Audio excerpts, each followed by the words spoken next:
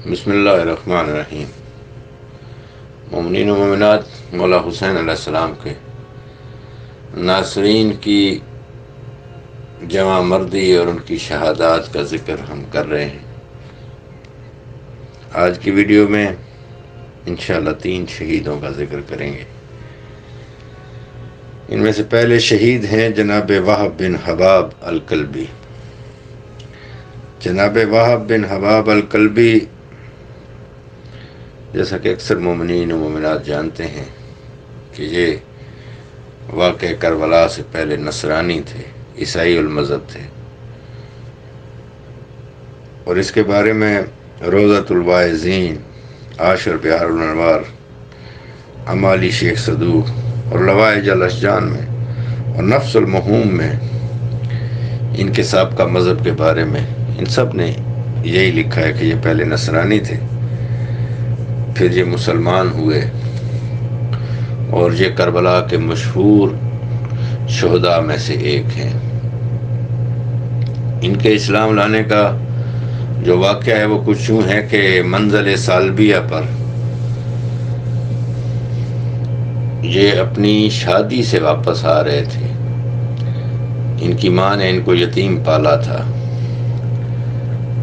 اور ظاہر ہے جو ماں اپنے بیٹے کو یتیم پالتی ہے، ہر ماں کو اپنے بیٹے سے پیار بہت ہوتا ہے، لیکن جناب وہب کلبی کی ماں کو اپنے بیٹے سے بہت زیادہ پیار تھا۔ اور ان کے بارے میں یہ بھی ہے، جیسا کہ فرسان الحجا والے نے اپنی کتاب کے صفحہ نمبر 137 پہ لکھا ہے کہ جناب وہب کی شادی کو 17 دن نہیں ہوئے تھے جب عاشور کا دن آیا، 15 یا 16 دن ہوئے تھے ان کی شادی کو۔ اور میں عرض کر رہا تھا کہ مقام سالبیہ پر یہ اپنی ماں اور دلہن کے ساتھ خیام لگا کر قیام پذیر تھے کہ وہیں پہ آ کے امام حسین علیہ السلام کا قیام ہوا۔ یہ ایسا مقام تھا جہاں پہ پانی کا ہونا تمام عربوں کو پتہ تھا کہ ناممکن ہے۔ تو مولا حسین علیہ السلام کے کچھ اصحاب نے مولا سے کہا کہ پانی قافلے میں کم ہے، تو وہاں پہ مولا نے پانی کا ایک چشمہ جاری کیا جو کہ ان ماں بیٹے نے اپنی آنکھوں سے دیکھا۔ یہ اپنے خیمے سے یہ سارا منظر دیکھ رہے تھے۔ مولا کا یہ معجزہ دیکھنے کے بعد اس کی ماں نے اسے کہا کہ ہمیں اس کریم شخصیت کے پاس جانا چاہیے۔ یہ تو میں نے پہلے بھی واقعات میں عرض کیا ہے کہ جب کسی کی قسمت جاگتی ہے، جیسے کہ جناب زہیر بن کین کے ساتھ ہوا اسی سفر کربلا میں، اور بہت ساری شخصیات ہیں، اسی طرح جناب وہب کلبی اور ان کی ماں کے ساتھ بھی ہوا۔ یہ دونوں ماں بیٹا مولا سے اجازت لے کر مولا کے خیمے میں آئے۔ اب مولا کی اور ان کی کیا گفتگو ہوئی وہ تو مولا جانتے ہیں یا یہ دونوں ماں بیٹا جانتے ہیں، لیکن اس ایک تھوڑی سی ملاقات میں ہی معرفت کے کچھ ایسے پھول چن لیے ان دونوں ماں بیٹے نے کہ جناب وہب کلبی کی شہادت میں ان کا تو جو کردار ہے سو ہے، ان کی ماں کا بہت عظیم کردار ہے۔ بہر کیا یہ یوم عاشور کو ان کی ماں نے ان کو نصیحت کی کہ بیٹا آپ نے ہر حال میں اپنی جان حسین پر قربان کرنی ہے۔ جناب وہب کلبی نے کہا ماں میں ایسا ہی کروں گا، لیکن یہ جو نئی نویلی دلہن ہے اس سے اجازت کیسے لوں؟ تو ماں نے سمجھایا بھی بیٹا عورتوں کی باتوں سے دل کمزور نہیں کرتے، تم جاؤ اسے سمجھاؤ۔ جناب وہب کلبی آئے، اپنی بیوی سے آ کے اپنا اور اپنی ماں کا ارادہ ظاہر کیا، تو ان کی زوجہ نے ایک فرمائش رکھ دی کہ آپ مجھے مولا حسین علیہ السلام کے پاس لے چلیں، میں خود مولا سے گفتگو کرنا چاہتی ہوں۔ اپنی زوجہ کی بات سن کر جناب وہب کلبی اپنی زوجہ کو لے کر مولا حسین علیہ السلام کی خدمت میں حاضر ہوئے۔ تو ان کی زوجہ نے کہا کہ مولا ہماری شادی کو بہت تھوڑے دن ہوئے ہیں، میں وہاب کو روکتی نہیں کہ یہ میدان میں جائیں، بس آپ ان سے وعدہ لے لیں کہ جب آپ کے نانا رسول، آپ کے بابا علی اور آپ خود جناب وہاب کو جنت میں لے کر جائیں گے تو یہ وہاں مجھے نہ بھول جائیں۔ جناب وہاب نے مولا کے سامنے وعدہ کر لیا کہ میں آپ کو کبھی نہیں بھولوں گا۔ مولا حسین علیہ السلام کے سامنے اپنی زوجہ سے وعدہ کرنے کے بعد جناب وہب بن حباب کلبی اپنے خیمے میں واپس آ گئے اور اپنی زوجہ کے ساتھ اپنے خیمے میں بیٹھے ہوئے تھے، جنگ کی تیاری کر رہے تھے کہ ان کی ماں، جن کا نام تاریخ نے قمر لکھا ہے، وہ پھر اپنے بیٹے کے خیمے میں آئیں اور آ کے کہا، کم یا بنیا ونصر ابن بنت رسول اللہ، کیا بیٹا اٹھو اور جا کے نصرت کرو رسول اللہ کی بیٹی کے بیٹے کی۔ اپنی ماں کا حکم سن کر جناب وہب مولا حسین علیہ السلام کے پاس آئے، مولا سے اذن لیا میدان میں جانے کا۔ مولا سے اجازت ملنے کے بعد جناب وہب میدان کربلا میں آئے اور آ کر یہ رجز پڑھا، ان تنکرونی فانا ابن الکلبی سوف ترونی بترو نظر بھی وحملتی وسولتی فی الحرب ادرک ساری بعد سارا صحیح وادفع الکرب امام الکرب لیس جہادی فی الوغا بالاب۔ یہ رجز پڑھنے کے بعد جناب وہب کلبی میدان میں آئے۔ باقی جتنے بھی مولا کے ناصرین تھے ان میں زیادہ تر کا تعلق کوفہ سے تھا اور ابن سعد کے لشکر کے لوگ انہیں جانتے تھے، ان کی بہادری سے، ان کے کارناموں سے، ان کے خاندان سے، ہر چیز سے واقف تھے۔ لیکن کوفہ و شام کے بہت کم لوگ جناب وہب کلبی سے واقف تھے، جیسا کہ عربوں میں رواج تھا۔ جناب وہب کلبی بہت خوبصورت نوجوان تھے۔ وہ جب میدان میں آئے تو عربوں کے رواج کے مطابق، کیونکہ اس وقت تو ہر بندہ ہی یہ گھڑ سواری، گھوڑوں کے کرتب اور شمشیر زنی کے کرتب دکھانا ان کے لیے معمولی عمل تھا، لیکن جناب وہب کلبی سے، لشکر حسینی سے بھی کوئی بندہ واقف نہیں تھا کہ یہ کیسے شمشیر زن ہیں، گھڑ سوار کیسے ہیں، نہ فوج مخالف میں سے کوئی واقف تھا۔ تو جناب وہب کلبی نے میدان کربلا میں آ کر اپنے گھوڑے کے اور تلوار کے ایسے کرتب دکھائے کہ دونوں لشکر اش اش کر اٹھے۔ پھر انہوں نے آ کے مبارزہ طلبی کی تو سامنے سے جو بھی نکل کے آتا تھا ایک لمحے سے پہلے جناب وہب اسے قتل کر دیتے تھے۔ بہت سارے حرامزادوں کو واصل جہنم کرنے کے بعد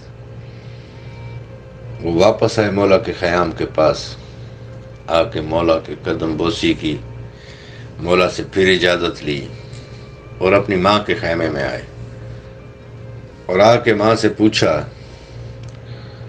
کہ حل رضیتی یا اماں، کہ اے اماں، اے ماں، کیا آپ مجھ سے راضی ہیں؟ تو ان کی ماں نے کہا کہ بیٹا آپ نے جنگ بہت اچھی کی، میں راضی ہوں، لیکن میں اس وقت دل سے راضی ہوں گی تم پر جب تم اپنی جان مولا حسین علیہ السلام پر قربان کر دو گے۔ اپنی ماں سے اور مولا حسین علیہ السلام سے اجازت لے کر جناب وہب دوبارہ میدان میں آئے اور اس مرتبہ آ کہ انہوں نے قلب لشکر پر ایسا حملہ کیا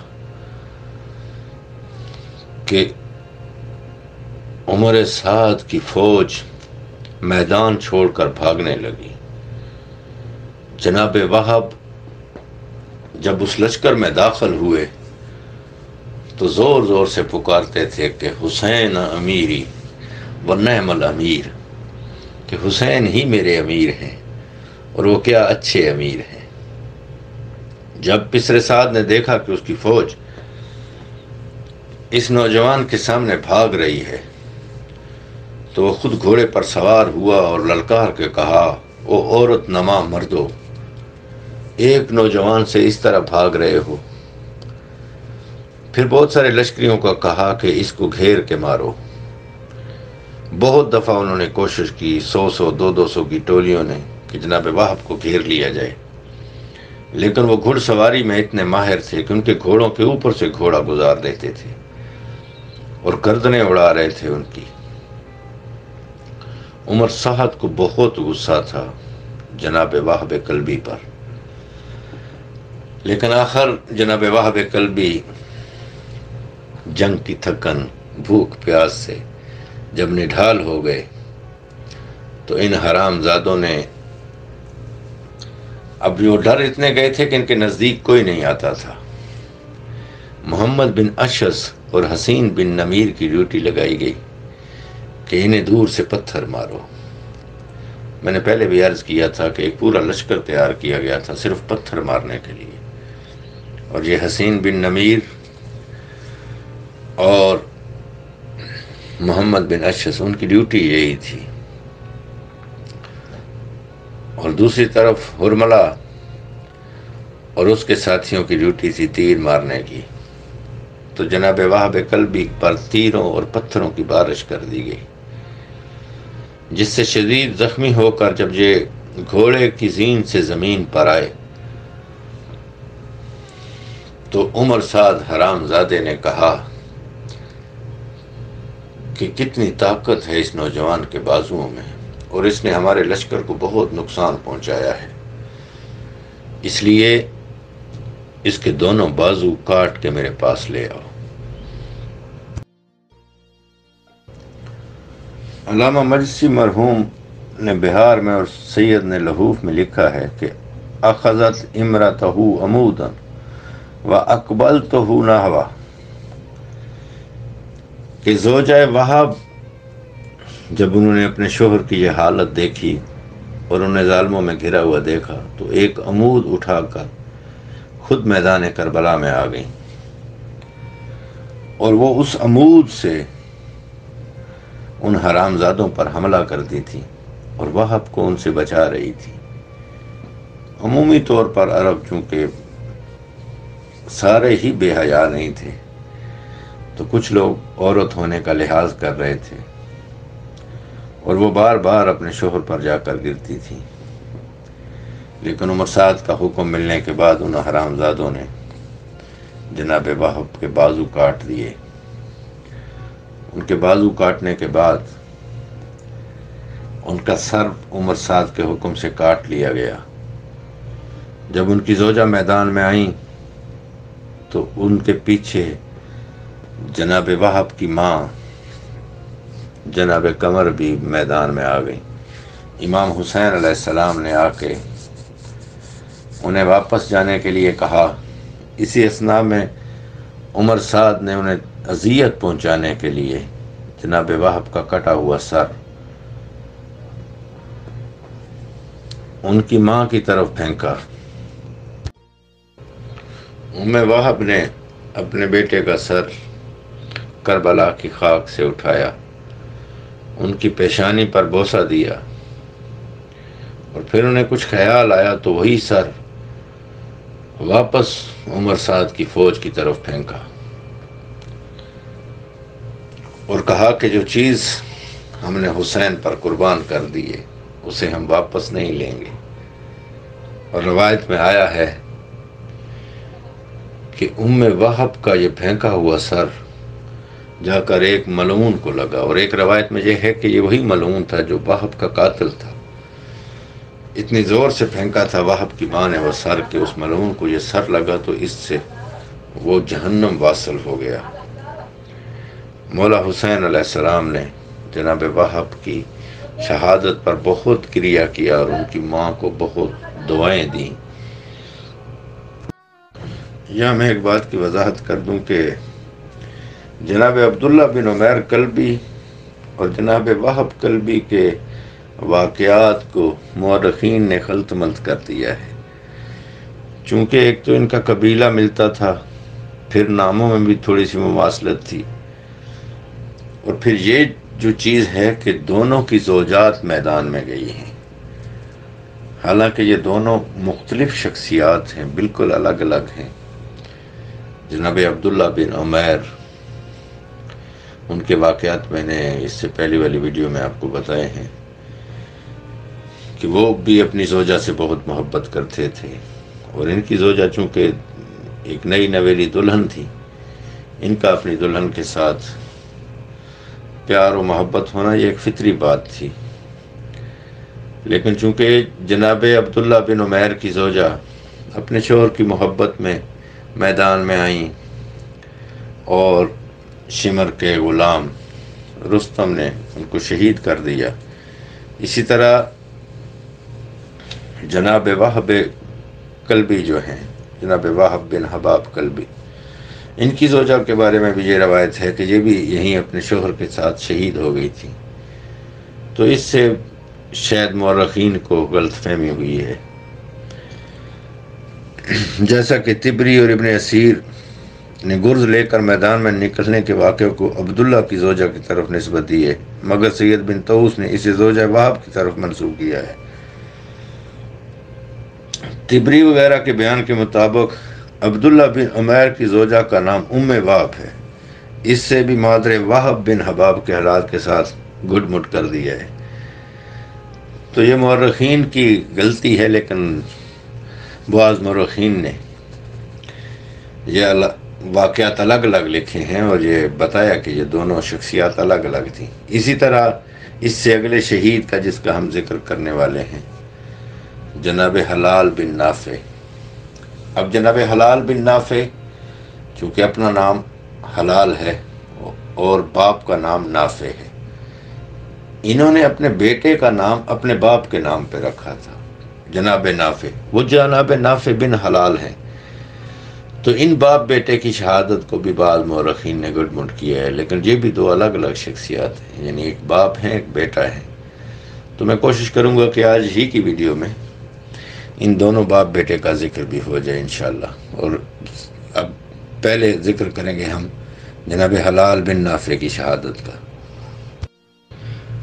جناب حلال بن نافع،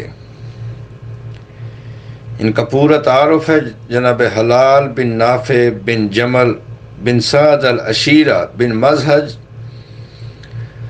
الجملی المرادی، تو یہ ان کا پورا حسب نسب ہے جناب حلال بن نافع کا۔ یہ شہداء کربلا میں ان کا ایک خاص مقام ہے اپنا۔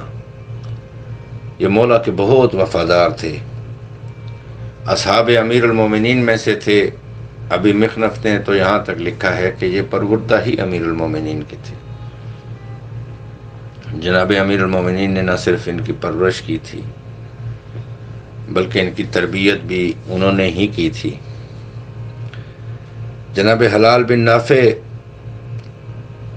جب انہیں پتہ چلا کہ مولا حسین علیہ السلام کربلا سے کوفہ کی طرف آ رہے ہیں، تو یہ رستے میں جا کر مولا سے عزیب الحجانات کی منزل پر مولا سے ملحق ہوئے تھے، اور پھر انہوں نے، چونکہ ان کا ایک بہت پسندیدہ گھوڑا تھا ان کا جس کا نام کامل تھا، یہ اپنا گھوڑا کوفہ میں چھوڑ آئے تھے اور اپنے اہل خانہ کو ہدایت کی تھی کہ اگر کوئی بھی بندہ آئے مولا حسین علیہ السلام کی طرف تو میرا یہ گھوڑا دے کر میری طرف بھیج دیجیے گا۔ جب عمرو بن خالد سیداوی اور ان کے ساتھی مجمع بن عبداللہ عائزی مولا حسین علیہ السلام کی طرف آئے تو انہی کے ساتھ ان کے بیٹے جناب نافع بن حلال ان کا گھوڑا لے کر عزیب الحجانات کے مقام پر سید الشہداء کے پاس آ کر ان سے ملحق ہو گئے۔ یہ وہی حلال بن نافع ہیں کہ جب سید الشہداء کا رستہ حر نے روکا اور مولا نے دلگیر ہو کر ایک خطبہ ارشاد فرمایا، تو اس خطبہ کے اختتام پر جناب حلال نے اٹھ کر عرض کیا تھا، فرزند رسول آپ کو اچھی طرح علم ہے کہ آپ کے جد نامدار سب لوگوں کو اپنی محبت اور اوامر و نواہی کی تعلیم پر متحد نہ کر سکے۔ ان کے دور میں بھی بکثرت منافق موجود تھے جن کا ظاہر کچھ اور باطن کچھ اور تھا۔ اسی طرح آپ کے بابا امیر المومنین علیہ السلام کی لشکر میں ایسے لوگ موجود تھے جو منافقین میں سے تھے، اور ایسا ہی آپ کے بھائی کے ساتھ بھی لوگوں نے کیا، اور ان کی شہادت کا سبب ایسے ہی لوگ بنے ہیں۔ اب آپ کی کیفیت بھی انہی دونوں جیسی ہے، جو آپ کی مخالفت کرے گا وہ اپنا نقصان کرے گا۔ اللہ ہمیں ان لوگوں سے جلد بے نیاز کر دے گا۔ آپ ہمیں چاہے مغرب میں لے جائیں چاہے مشرق میں لے جائیں، ہم آپ کے ہم رکاب ہیں۔ ہم نہ قضاء و قدر سے ڈرتے ہیں اور نہ موت ہی سے جی چراتے ہیں۔ ہم اپنی نیابت و بصائر پر قائم ہیں۔ جو آپ سے محبت کرے گا ہم اس سے محبت کریں گے، اور جو آپ سے دشمنی کرے گا ہم اس سے دشمنی کریں گے۔ جیسا کہ پہلے بھی ان کے تعارف میں عرض کر چکا ہوں کہ جو بہت اچھے تیر انداز تھے، بہت ماہر تھے تیر اندازی میں۔ یہ خاص قسم کے تیر خود بنواتے تھے اور ان تیروں کی نوکوں پر اپنا اور اپنے باپ کا نام لکھتے تھے۔ یہ اپنے سارے تیر اپنے ساتھ لے کر مولا سے اجازت لے کر میدان کارزار میں آئے، اور تاریخ میں ملتا ہے کہ 70 تیر تھے جناب حلال بن نافع کے پاس۔ انہوں نے 70 تیر چلائے میدان کربلا میں، اور ان کا ایک بھی تیر قضا نہیں ہوا۔ 70 لوگوں کو انہوں نے تیر مارے۔ یہ اتنے ماہر تیر انداز تھے کہ یہ کسی بھی انسان کی آنکھ کا نشانہ لے کر اس کی آنکھ میں تیر مار سکتے تھے۔ تو کربلا میں انہوں نے جس کو بھی تیر مارا اس کے حلق میں مارا، اور 70 کے 70 لوگ جنہیں تیر لگا جناب حلال بن نافع کا، وہ واصل جہنم ہو گئے۔ جب ان کے تیر ختم ہو گئے تو پھر اپنی تلوار نکالی، اپنے اس کامل گھوڑے پہ سوار تھے،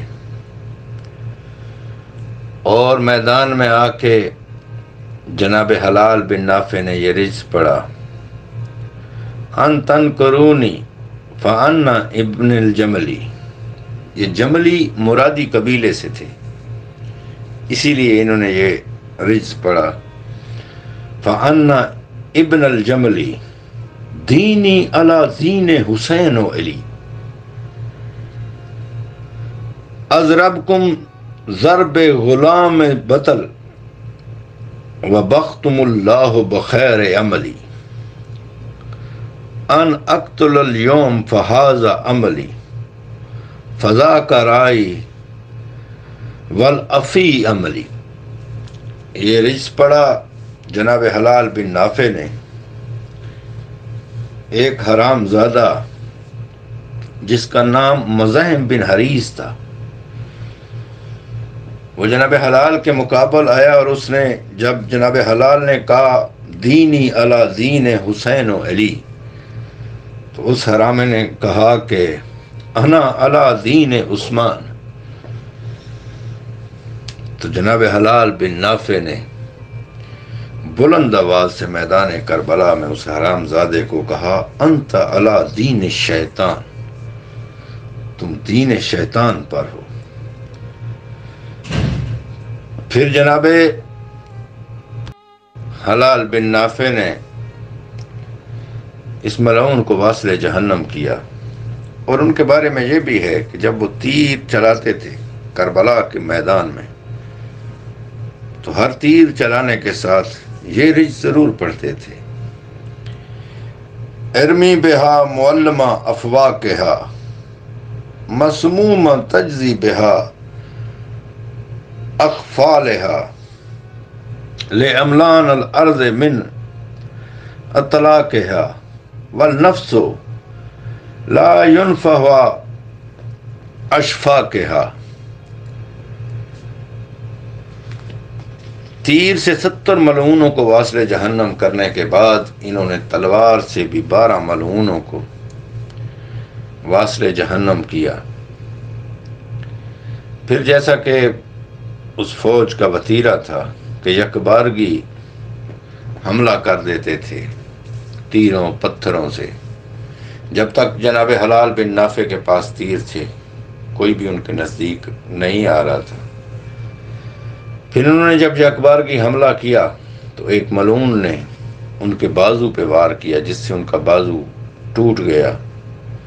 وہ تلوار دوسرے ہاتھ میں لے کر اس ملعون کو جواب دینا چاہتے تھے کہ ایک اور ملعون نے ان کے بائیں بازو پر حملہ کر کے ان کا بایاں بازو بھی توڑ دیا۔ اور تاریخ میں ہے کہ کچھ خاص لوگ جنہیں گرفتار کیا گیا زخمی کرنے کے بعد، ان میں جناب حلال بن نافع بھی ہیں۔ جناب حلال بن نافع کے جب دونوں بازو ٹوٹ گئے اور انہیں پتہ چل گیا کہ اب یہ تلوار چلانے کے قابل نہیں ہے، تو پسر سعد کے سپاہیوں نے جناب حلال کو گرفتار کر لیا اور انہیں گرفتار کر کے پسر سعد ملعون کے پاس لے گئے۔ عمر بن سعد کے خیمے کے باہر اس پیاسے مولا کے سپاہی کو ان حرام زادوں نے جا کر گرم ریت پر لٹا دیا۔ عمر بن سعد جناب حلال بن نافع کے پاس آیا اور یوں گویا ہوا ملعون، وَيَاكَ يَا حلال ما حملك إلى ما صنعتك بنفسك، افسوس ہے تیری حالت پر اے حلال، تجھے اپنے ساتھ ایسا کرنے پر کس چیز نے آمادہ کیا؟ جناب حلال نے جواب دیا، اِنَّ رَبِّي يَعْلَمُ مَا أَرَادَتْ، یہ تو ہمارا پروردگار ہے جو ہمارے ارادے کو جانتا ہے۔ اس وقت جناب نافع کے سر اور چہرہ سے ان کی ریش پر خون بہہ رہا تھا۔ یہ حالت دیکھ کر ابن سعد کے ایک آدمی نے کہا، اما ترا ما بکا، کچھ اپنی حالت کا بھی پتہ ہے؟ جناب نافع نے کہا، واللہ لقد قتلت منکم 82 رجل سوا ما جراحت وما علوم نفسی علی الجہد ولو یکبت لا عزت وما ساعد ما استترمونی ابدا۔ جناب حلال نے کہا کہ بخدا میں نے تمہارے 82 بندوں کو قتل کیا ہے، علاوہ ان کے جن کو میں نے زخمی کیا ہے۔ جد و جہد کرنے میں میں اپنے نفس کی ملامت نہیں کرتا، اگر میرے بازو نہ ٹوٹ گئے ہوتے تو تم ہرگز مجھے گرفتار نہ کر سکتے۔ شمر نے پسر سعد سے کہا، اسے قتل کر دو۔ عمر بن سعد نے کہا، تم ہی اسے لائے ہو، تم ہی اختیار ہے۔ شمر نے تلوار میان سے باہر نکالی۔ یہ منظر دیکھ کر جناب حلال نے کہا، اما واللہ لو کنت من المسلمین لو عظم علیک انی تلقی اللہ بدم من ثنا فالحمد للہ الذی جعل مناینا علی ایدی شرارا خلقہ۔ جناب حلال نے کہا، خدا کی قسم اگر تو مسلمان ہوتا تو یقیناً تجھے یہ بات شاک گزرتی کہ ہمارے خون سے ہاتھ رنگین کرے۔ خدا کی بارگاہ میں جائے گا اس حالت میں کہ تو ہمارے اور حسین ابن علی کے خون سے اپنے ہاتھوں کو رنگین کرے گا۔ اور پھر جناب حلال نے کہا، اس خدا کا شکر ہے جس نے ہماری موت اپنی بدترین مخلوق کے ہاتھوں پر قرار دی ہے۔ اس کے بعد اس ملعون نے جناب حلال بن نافع کو شہید کر دیا۔ جناب حلال کی شہادت کے بعد ان کے بیٹے جناب نافع بن حلال یہ میدان میں آئے اور شہید ہوئے۔ زیارت شہداء میں انہی کے لیے جملہ ہے، السلام علی نافع بن حلال الجملی المرادی۔ واعظ قزوینی نے حدائق الانس میں ان کی شہادت کی کچھ کیفیت بیان کی ہے۔ ان کا خیام سے جانا اس کی تفصیل ملتی ہے کہ جناب حلال کی شہادت کے بعد یہ اپنی زوجہ کے پاس آئے، چونکہ یہ بھی ان کی شادی کو زیادہ عرصہ نہیں ہوا تھا، اور اپنے بابا حلال کا حکم ملنے سے یہ ان کا گھوڑا کامل لے کر رستے میں ان کو ملنے کے لیے آئے، تو اپنی زوجہ کو بھی ساتھ لے آئے تھے، اور ان کی زوجہ کربلا میں ان کے ساتھ موجود تھی۔ جب جناب حلال شہید ہو گئے تو جناب نافع نے آ کے اپنی زوجہ سے کہا کہ میں بھی بابا کے نقش قدم پر چلتے ہوئے اپنی جان مولا حسین پر قربان کرنا چاہتا ہوں۔ تو اس نوبیاتا دلہن نے کہا کہ پہلے بابا ہم کو چھوڑ کر چلے گئے ہیں، اب آپ بھی مجھے اس لک و دک صحرا میں تنہا چھوڑ کے جا رہے ہو۔ ان دونوں میاں بیوی کی گفتگو مولا حسین علیہ السلام نے سنی تو فرمایا، یا ابن الحلال لا تقذر عیش العیال، کہ اے ابن حلال تیری تازہ تازہ شادی ہوئی ہے، تو اپنی زوجہ کو یہ دکھ نہ دے۔ تو جناب نافع نے کہا کہ مولا ایسا کیسے ہو سکتا ہے، میں تو اپنی جان آپ پر ہر صورت میں قربان کروں گا۔ جب انہوں نے اصرار کیا اور مولا نے اجازت دے دی تو جناب نافع خیمے سے ایسے نکلے، صاحب ریاض الاحزان نے ان کا خیمے سے نکلنا یوں بیان کیا ہے، فبرزا من بعد اذن الامام من حصار الخیام قذر الغام العبوس من اجام ما الرمو والحسام والقوس وقندیل السہام۔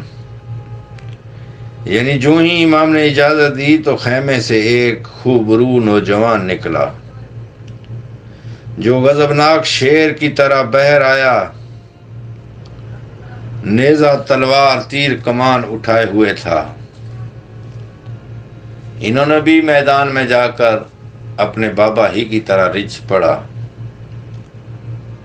چونکہ تاریخ میں ان کی جنگ کے احوال تفصیل سے نہیں ملتے، بس اتنا ملتا ہے کہ بہت سارے حرام زادوں کو واصل جہنم کرنے کے بعد یہ بھی اپنے بابا ہلال کی طرح میدان کربلا میں شہید ہوئے۔ انشاءاللہ ہمارا یہ سلسلہ انصار حسینی کی شہادات کا تذکرہ جو چل رہا ہے یہ اسی طرح چلتا رہے گا۔ میں کوشش کروں گا کہ ہر شہید کا تذکرہ جو بھی تاریخ میں ملتا ہے وہ تفصیل کے ساتھ آپ مومنین و مومنات کے گوش گزار کروں۔ مجھے اپنی دعاؤں میں یاد رکھیے گا۔ والسلام۔